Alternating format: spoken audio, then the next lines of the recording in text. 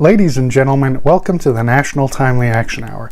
This is the show where we talk about everything from comic books to action figures and everything in between. My name is Aiden, and I hope that you're doing well today. So, at the time of recording, we are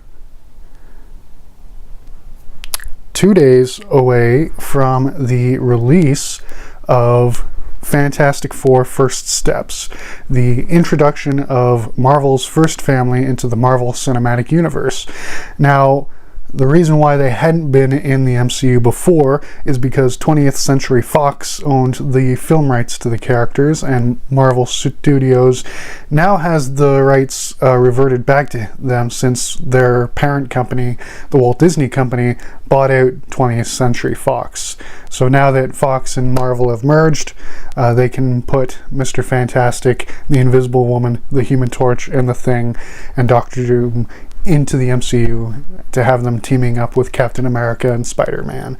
So I'm excited for this movie. Like I said, in 2 days' time it will be releasing in theaters, and I hope to see it either opening night or over the weekend. So in honor of the film's release, I wanted to do an unboxing and review of the Hasbro Marvel Legends Fantastic Four the Animated Series Human Torch. This is the Flame On version. Now, I could have gotten the Flame Off version, but that's just Johnny in his, Fantastic Four jumpsuit. Not to say that that's a bad thing, it's just that, I got his sister Sue in her Invisible Off, form, because I didn't just want, a female figure that's just painted to look invisible. But, with the Human Torch Flame On version, you can make a lot more dynamic poses. That's not to diminish the Invisible Woman's powers. I think that she's a great character, and I really enjoy her powers and how she uses them. But it's just easier to get the Flame On version of her younger brother. But yeah, so here he is in the box, and here is the back, and we get a read up in a few different languages. So if you want to pause, read that. The other figures in the line are Mr. Fantastic, who I have. The Thing, I actually did buy the Thing, but it just never came, so I had to get a refund. The Invisible Woman, who I have. Then we get two villains, the High Evolutionary and Psycho Man. And yeah, so this is, like I said, Hasbro, and it's not for children under the age of 4 years because of the possibility of choking on the small parts.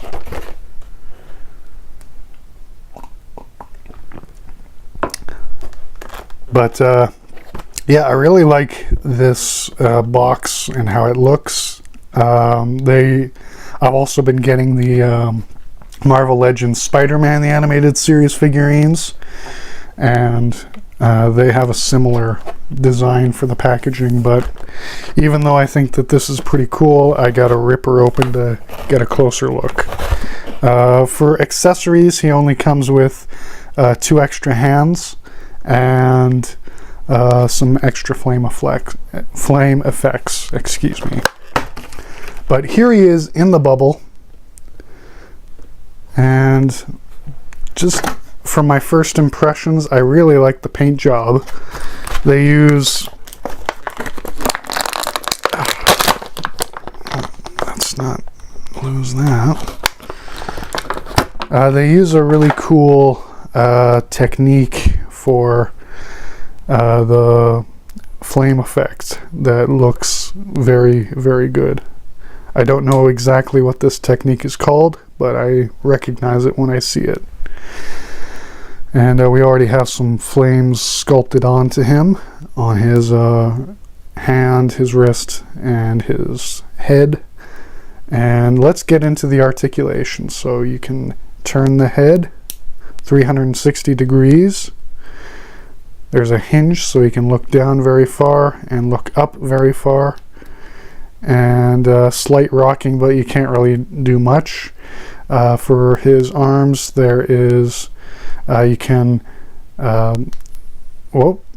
we got butterfly joints, so you can't really, unless you really finagle it, but you have to, you know, really be gentle when you move the deltoid around, the shoulder around.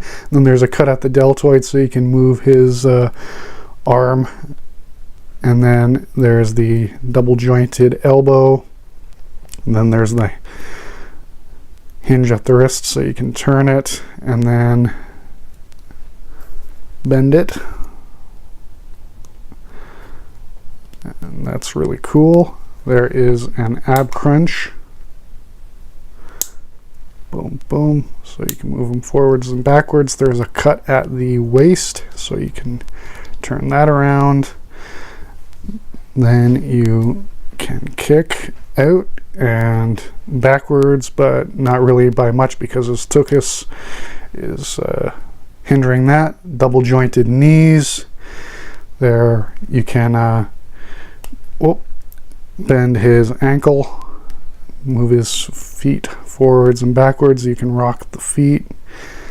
And there is a cut at the shin, so you can move that around. Very cool.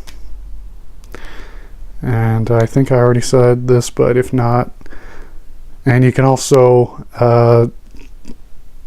turn the thigh because there's a cut at the thigh.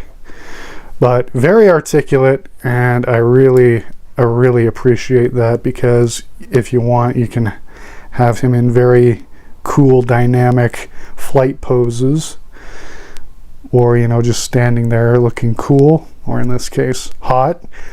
But no homo, not that there's anything wrong with that, but yeah, really nice articulation. And this just snaps on to his shoulders, so boom, boom. And out of the box, he has his left hand, you know, open palmed, and his right hand fisted. And the only other, so you get two accessories, two flame effects that go around his arms, and then two extra fisted hands for either hand. But other than that, you know, other than the lack of, you know, dynamic accessories, I mean, that's really all you need in my personal opinion. But I really like how this guy holds up. And let's cut over to my desk so that we can do our favorite part about these types of videos, where I do the comparison with other figurines that I have in my collection. So here he is standing next to his sister and brother-in-law. And one thing that is a consistent, you know, letdown for the Hasbro Marvel Legends series, in my opinion at least, is how difficult it is to have them standing up without falling over constantly. But they look good together. And Reed is taller than Johnny, but because of the headpiece, you know, that does give him some artificial height. And he is taller than Sue, which is fine. Now here he is standing next to Japanese Spider-Man from the 1970s Japanese TV show, and he's taller than him, which is fine. I think in the comics Johnny is taller than Peter.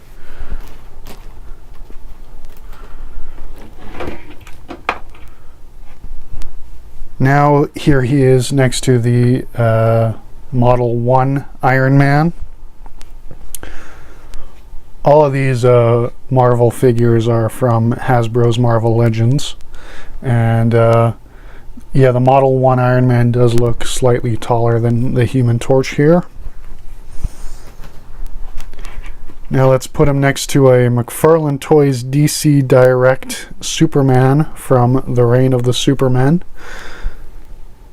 And, you know, height is very significantly different because, you know, Superman is taller than Johnny in the comics, but also the scaling for the McFarlane DC figures are different from the Hasbro Marvel figures.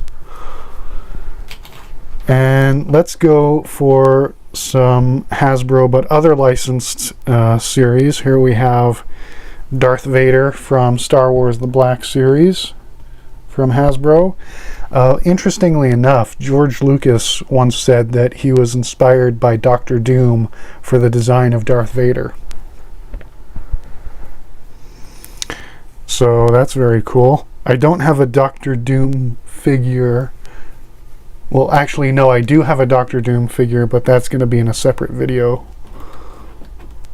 So if you're interested in seeing that, please subscribe and ring the bell to be notified when I post that video and other videos that you might be interested in. And if you're new to this show, you know, thank you for subscribing. This is the sort of content that I make. I also do comic book reviews, and I show my video game gameplay, and I also talk about movies and TV shows that are tangentially related to nerd culture. For example, I talked about Superman the Animated Series, or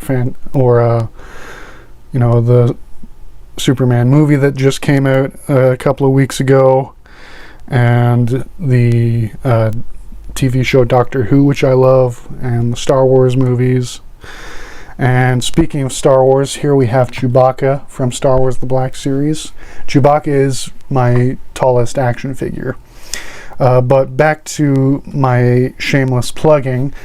In the description of this video, I'll leave the links to my podcast as well as my social media platforms. So if you're interested in listening to me but are too ashamed to look at my gorgeous face, then please subscribe to my podcast. And you can follow me on social media. I have Facebook, Twitter, Instagram, Discord, and Reddit, and I post updates there, and just memes and stuff like that. And I'll also leave the link to my merch store. So if you'd like to buy a long sleeve shirt or a short sleeve shirt or a sweater or a coffee mug with my channel's logo on it, I'd greatly appreciate that support. And I'll also leave the link to my Patreon page, where you can get a slew of benefits like early access to videos and episodes of my podcast, as well as exclusive Patreon content. You can also read my original writing projects, and you get a personalized thank you video, and I'll put your name in my videos thanking you on my YouTube channel. And if you enjoyed this video, hit the thumbs up. If you didn't like the video, hit the thumbs down, and leave a comment telling me your thoughts on the Fantastic Four. What's your favorite Fantastic Four story? And you can also suggest, I'd appreciate if you suggest any future videos you'd like to see. For example, if you want me to do a review of Avengers Doomsday when that comes out. So for my final thoughts on this figure, I really like the sculpting and the paint, and it's very articulate. Like I said, it doesn't come with too many accessories, but that's fine. You don't need too many accessories for the Human Torch. So on a scale of 1 to 10, with 1 being absolute dog shit and 10 being fantastic. Say that again? On a scale of 1 to 10, I would have to say that this Human Torch figure is a 10 out of 10. This is everything I've ever wanted in a figure based on this character. It looks good, it can really move, and I really, really just like the way that he stands next to the Invisible Woman and Mr. Fantastic. Once I get my hands on the thing, then we'll be really cooking. But thank you so much for watching this video. Once again, my name is Aiden, and I sincerely hope that you have a wonderful day. Goodbye.